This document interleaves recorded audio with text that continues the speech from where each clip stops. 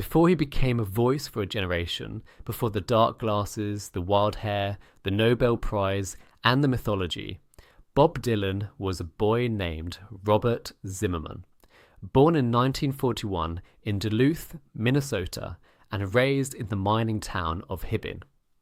It was a cold, hard place built on iron ore and endurance.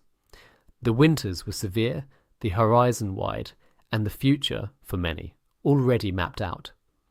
But from the beginning, Zimmerman seemed drawn to somewhere else, somewhere beyond the snow, beyond the small town routines, beyond the ordinary life waiting for him. As a kid, he absorbed music obsessively. Country, blues, early rock and roll, anything that came crackling through the radio. He listened not just for entertainment, but for escape. Little Richard, Hank Williams, Muddy Waters, Elvis Presley. These weren't just singers to him. They were messengers from another world. In high school, he played in rock and roll bands and cultivated an image, already experimenting with reinvention. Even then, there was a restlessness in him, a refusal to stay fixed. When he enrolled at the University of Minnesota in 1959, something began to shift. In Minneapolis, in the bohemian neighborhood around Dinkytown, he encountered folk music in a deeper way. Here was a tradition rooted in old songs, protest songs, ballads, murder stories, spirituals, songs that carried history in their bones. Folk offered something rock and roll had not yet given him: language, lineage, and a sense that a song could be both intimate and monumental. Around this time, Robert Zimmerman began introducing himself as Bob Dylan. The name change was more than cosmetic. It was an act of self-creation. He wasn't simply stepping into the music world. He was writing himself into American myth. Dylan later blurred the reasons and origins, as he would blur so many things. He understood early that mystery could be power. In 1961, he did what so many dreamers before him had done. He went to New York. He arrived with little money, a guitar, a fierce sense of purpose, and a fixation on one man in particular, Woody Guthrie. Guthrie, the great troubadour of the Depression, was by then hospitalized with Huntington's disease, his body failing even as his legend grew. Dylan sought him out almost immediately. It was a pilgrimage. Guthrie represented authenticity, the wandering conscience of America, and Dylan wanted to stand in that current. In New York's Greenwich Village, Dylan found the perfect stage for his transformation. The village was alive with coffee houses, poets, radicals, misfits, and musicians. It was a place where songs mattered. Dylan's early performances were rough, magnetic, unpredictable. He borrowed freely from traditional material, from Guthrie, from old blues records, from the voices of the past. But what set him apart was not polish, it was intensity. He seemed to sing as if the songs were happening to him in real time. His debut album, released in 1962, sold poorly.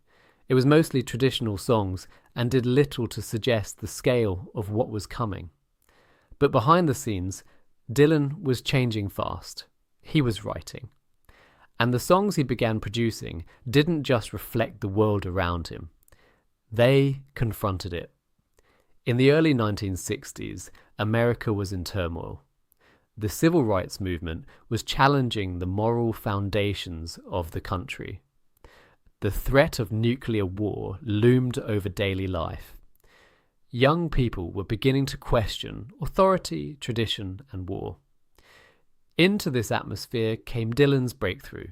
Songs like Blowin' in the Wind, A Hard Rain's Gonna Fall, and Masters of War. They sounded ancient and immediate at once, as if they had always existed and had suddenly arrived exactly on time. With the freewheeling Bob Dylan in 1963, Dylan became something rare, a young artist who seemed able to articulate the unease of an era. His songs were adopted by activists, sung at rallies, quoted in newspapers, treated almost like scripture by a growing audience desperate for meaning. Blowin' in the Wind became an anthem of the civil rights movement. Suddenly, Bob Dylan was no longer just a singer in downtown clubs. He was being cast as the conscience of a generation. But that role came with a trap. Dylan had little interest in becoming anyone's mascot. Even as audiences and critics tried to turn him into a political symbol, he resisted. He was too slippery, too contrary, too committed to movement. He could write protest songs, but he did not want to live inside the category of protest singer. The public wanted certainty from him. Dylan offered evasion, contradiction, and change. That tension exploded in the mid-1960s. As his songwriting became more surreal, more inward, more linguistically daring, Dylan began pulling away from the expectations that had made him famous. Albums like Another Side of Bob Dylan and Bringing It All Back Home revealed an artist turning from straightforward topical songs towards something stranger and more personal. He was no longer content to describe the world. He wanted to transform language itself. Then came the moment that would become one of the most famous ruptures in rock history. In 1965, at the Newport Folk Festival, Bob Dylan played with an electric band. To some, it was thrilling. To others, it was betrayal. The man many had embraced as the heir to Woody Guthrie now stood before them with amplifiers and a harder, louder sound. The backlash was immediate and legendary. Boos, outrage, accusations that he had sold out. But what looked like treason was really declaration. Dylan was refusing to be frozen in place. He was telling the folk purists, the activists, the critics, and perhaps even himself, that art could not survive inside obedience. The electric years that followed produced some of the most influential music of his career. Like a Rolling Stone, shattered conventional song structure and lyrical expectation. Highway 61 Revisited and Blonde on Blonde pushed rock music into new poetic territory. Dylan wasn't just changing his own sound, he was changing what popular music could be. Yet fame was taking its toll.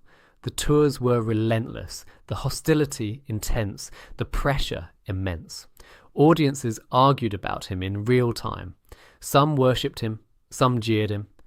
Every night seemed to stage the same conflict between old Dylan and new Dylan, between expectation and invention. In 1966, at the height of this chaos, Dylan suffered a motorcycle accident near his home in Woodstock, New York. The details remain murky, as many Dylan details do, but the effect was unmistakable. He withdrew. For an artist moving at the speed of cultural revolution, that withdrawal felt almost shocking.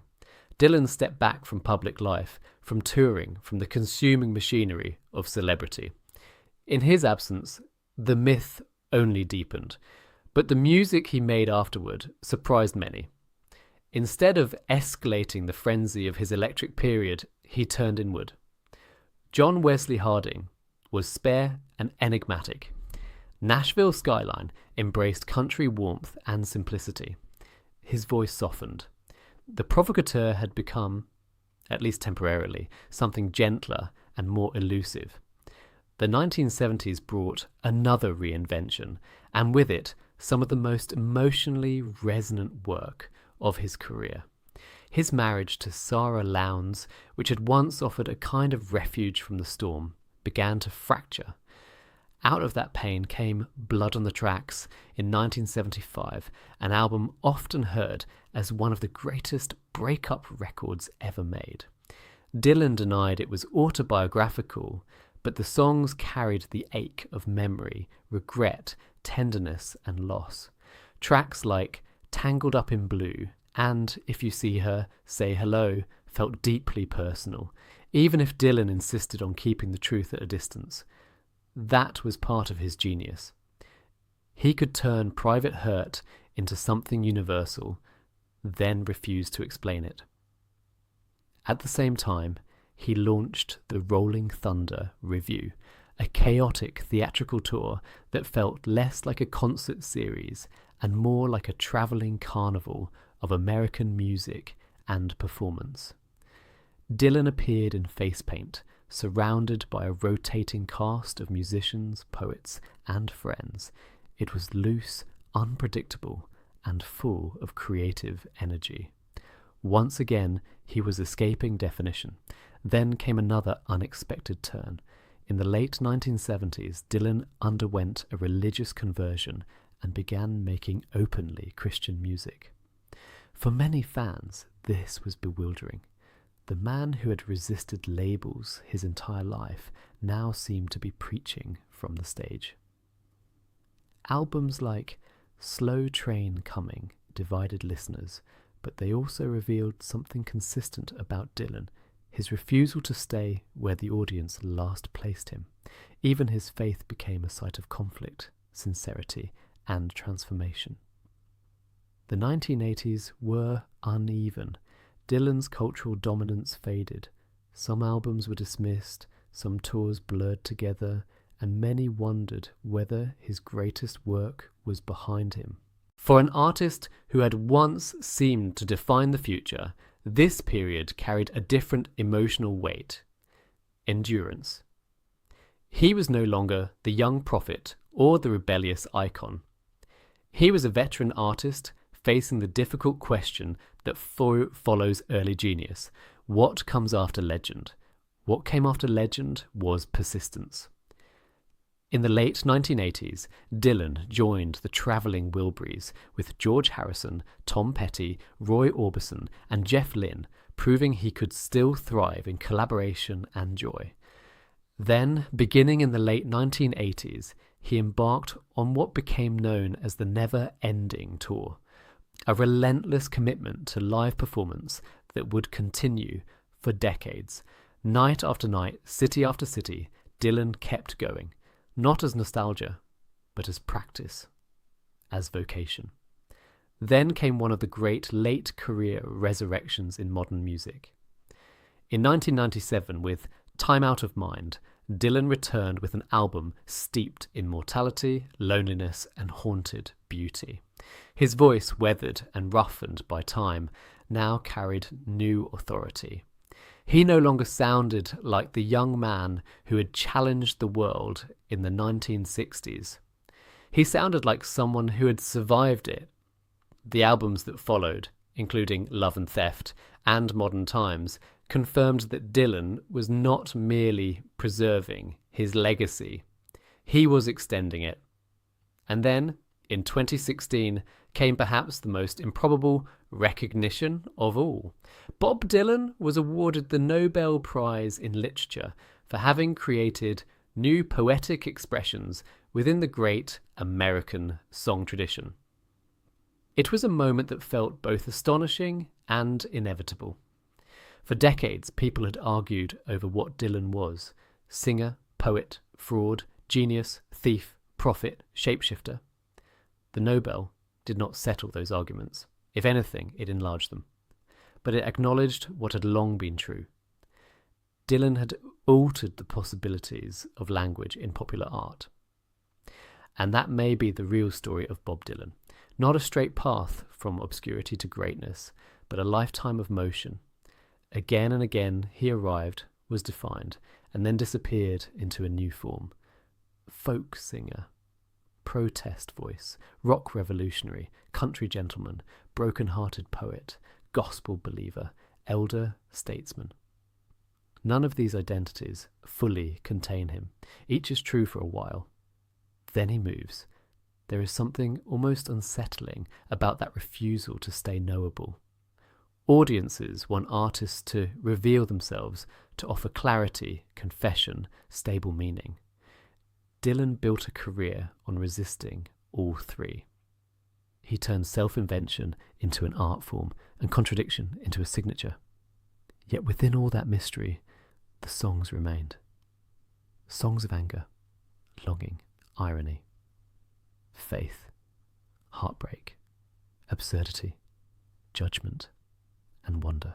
Songs that seemed to gather up fragments of America and throw them back in transformed shapes. From the frozen streets of Minnesota to the coffee houses of Greenwich Village, from protest rallies to electric outrage, from retreat to reinvention, Bob Dylan's life has never followed the script people wrote for him. That is precisely why it continues to matter. He did not simply soundtrack history. He argued with it. He absorbed it, challenged it, escaped it, and then returned with new words. Bob Dylan became a legend not because he let the world define him, but because he never stopped changing in front of it.